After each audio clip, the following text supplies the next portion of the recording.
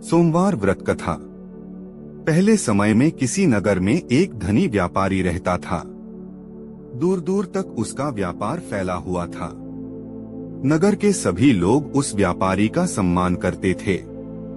इतना सब कुछ से संपन्न होने के बाद भी वह व्यापारी बहुत दुखी था, क्योंकि उसका कोई पुत्र नहीं था, जिस कारण अपने मृत्यु के पश्चात व्यापार के उत्तराधिकारी की चिंता उसे हमेशा सताती रहती थी।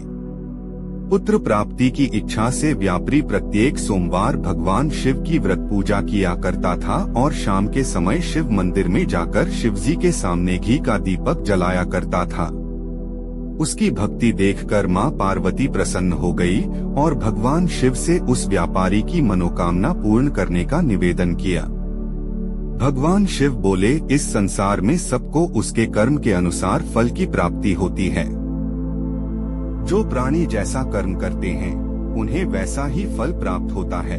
शिवजी द्वारा समझाने के बावजूद मां पार्वती नहीं मानी और उस व्यापारी की मनोकामना पूर्ति हेतु वे शिवजी से बार बार अनुरोध करती रही। अंततः माता के आग्रह को देखकर भगवान भोलेनाथ को उस व्यापारी को पुत्र प्राप्ति का वरदान देना पड़ा। वरदान देने के पश्चात भोलेनाथ मां पार्वती से बोले, आपके आग्रह पर मैंने पुत्र प्राप्ति का वरदान तो दे दिया, परंतु इसका यह पुत्र 16 वर्ष से अधिक समय तक जीवित नहीं रहेगा। उसी रात भगवान शिव उस व्यापारी के स्वप्न में आए और उसे पुत्र प्राप्ति का वरदान दिया और उसके पुत्र के 16 वर्ष तक जीवित रहने की भी बात बताई। भगवान के वरदान से व्यापारी को खुशी तो हुई, लेकिन पुत्र की अल्पायु की चिंता ने उस खुशी को नष्ट कर दिया। व्यापारी पहले की तरह सोमवार के दिन भगवान शिव का विधिवत व्रत करता रहा। कुछ महीनों के बाद उसके घर अति सुंदर बालक जन्म लिया। घर में खुशियां भर गई। बहुत धूमधाम से पुत्र जन्म का समारोह मनाया गया, परंतु व्यापारी को पुत्र जन्म की अधिक खुशी नहीं हुई, क्योंकि उसे पुत्र की अल्प आयु के रहस्य का पता था। जब पुत्र 12 वर्ष का हुआ तो व्यापारी ने उसे उसके मामा के साथ पढ़ने के लिए वाराणसी भेज दिया। लड़का अपने मामा के साथ शिक्षा प्राप्ति हेतु चल दिया। रास्ते में जहाँ भी मामा भांजा विश्राम हेतु रुकते, वहीं यज्ञ करते और ब्राह्मणों को भोजन कराते। लंबी यात्रा के बाद मामा और भांजा एक नगर में पहुँचे। उस दिन नगर के राजा की कन्या का विवाह था, जिस कारण पूरे नगर को सजाया गया था। निश्चित समय पर बारात आ गई, लेकिन वर का पिता अपने बेटे के एक आंख से काने होने के कारण बहुत चिंतित था। उसे भय था कि इस बात का पता चलने पर कहीं राजा विवाह से इनकार न कर दे, इससे उसकी बदनामी भी होगी। जब वर के पिता ने व्यापारी के पुत्र को देखा तो उसके मस्तिष्क में एक विचार आया। उसने सोचा, क्यों न इस लड़के को दूल्हा बनाकर राजकुमारी से विवाह करा दूं। विवाह के बाद इसको धन देकर विदा कर दूंगा और राजकुमारी को अपने नगर ले जाऊंगा। वर के पिता ने लड़के के मामा से इस संबंध में बात की। मामा ने धन मिलने के लालच में वर के पिता की बात स्वीकार कर ली। लड़के को दूल्हे का वस्त्र पहनाकर राजकुमारी से विवाह कर दिया गया।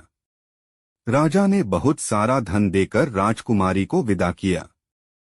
शादी के बाद लड़का जब राजकुमारी से साथ लौट रहा था तो वह सच नहीं छिपा सका और उसने राजकुमारी के ओढ़नी पर लिख दिया, राजकुमारी, तुम्हारा विवाह मेरे साथ हुआ था। मैं तो वाराणसी पढ़ने के लिए जा रहा हूँ और अब तुम्हें जिस नवयुवक की पत्नी बनना पड़ेगा वह काना है। जब राजकुमारी ने अपनी ओढ़नी पर लिखा हुआ पढ़ा तो उसने काने लड़के के साथ जाने से इनकार कर दिया। राजा सब बातें जानकर राजकुमारी को महल में रख लिया। उधर लड़का अपने मामा के साथ वाराणसी पहुंच गया और गुरुकुल में पढ़ना शुरू कर दिया। जब उसकी आयु 16 वर्ष की हुई तो उसने यज्ञ किया।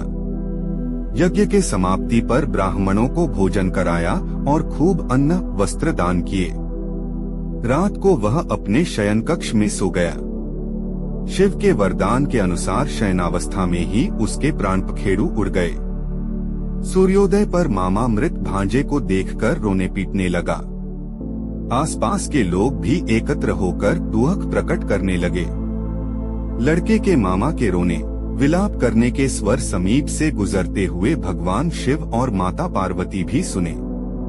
पार्वती ने भगवान से कहा, प्राणनाथ, मुझे इसके रोने के स्वर सहन नहीं हो रहे।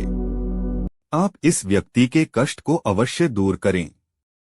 भगवान शिव ने पार्वती के साथ अदृश्य रूप में समीप जाकर देखा तो भोलेनाथ पार्वती से बोले, यह तो उसी व्यापारी का पुत्र है जिसे मैंने 16 वर्ष की आयु का वरदान दिया था।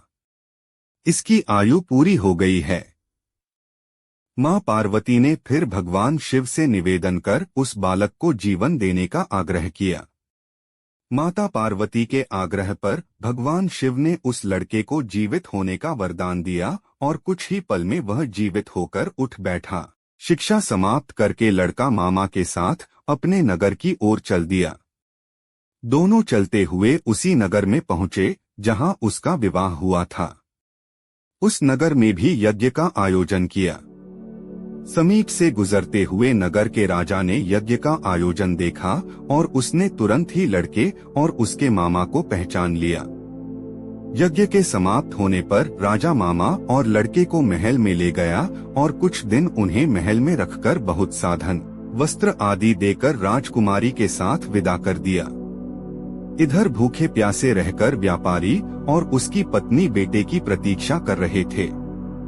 उन्होंने प्रतिज्ञा कर रखी थी कि यदि उन्हें अपने बेटे की मृत्यु का समाचार मिला तो दोनों अपने प्राण त्याग देंगे, परंतु जैसे ही उसने बेटे के जीवित वापस लौटने का समाचार सुना तो वह बहुत प्रसन्न हुआ।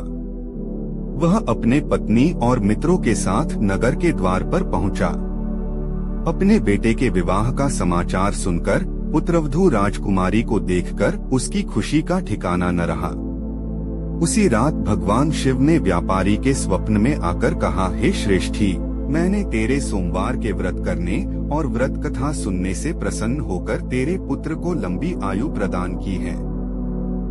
पुत्र की लंबी आयु जानकर व्यापारी बहुत प्रसन्न हुआ। सोमवार का व्रत करने से व्यापारी के घर में खुशियां लौट आईं।